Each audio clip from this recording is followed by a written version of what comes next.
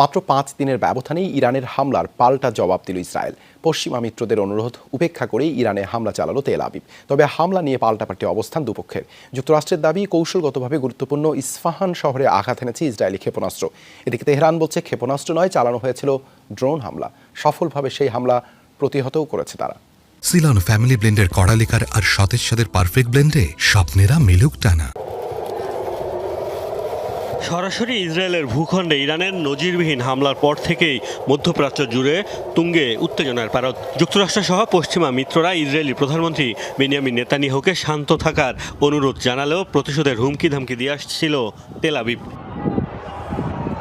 ইরানের হামলার 5 দিন পরই এলো ইসরায়েলের পাল্টা জবাব। স্থানীয় সময় শুক্রবার ভোরে বিস্ফোরণের বিকট শব্দে ঘুম ভাঙে ইরানের ইস্পাহান শহরের বাসিন্দাদের। বিমান ঘাঁটি ও বিভিন্ন পারমাণবিক স্থাপনার জন্য বেশ গুরুত্বপূর্ণ এই শহর। যদিও ইসরায়েলের সীমিত পরিসরে হামলা নিয়ে এরই মধ্যে তৈরি হয়েছে নানা ধোঁয়াশা। বিস্ফোরণের পর কয়েক ঘন্টার জন্য বন্ধ করে দেওয়া হয়েছিল ইরানের অভ্যন্তরীণ বিমান চলাচল। মার্কিন গোয়েন্দাদের দাবি, ক্ষেপণাস্ত্র সফলভাবে আঘাত এনেছে ইরানের ভূখণ্ডে। অন্যদিকে তেহরানের সামরিক কর্মকর্তারা বলছে, হামলার সময় সক্রিয় ছিল তাদের আকাশ প্রতিরক্ষা ব্যবস্থা। দেশটির দাবি, ক্ষেপণাস্ত্র নয় বরং ছোড়া হয়েছিল 3টি ড্রোন, যা ইরানে প্রবেশের আগেই ভূপাতিত করা হয়। এসব হামলায় কোনো ক্ষয়ক্ষতি হয়নি বলেও দাবি ইরানের। পারমাণবিক স্থাপনা যে অক্ষত রয়েছে তা নিশ্চিত করেছে জাতিসংঘের আণবিক সংস্থাও।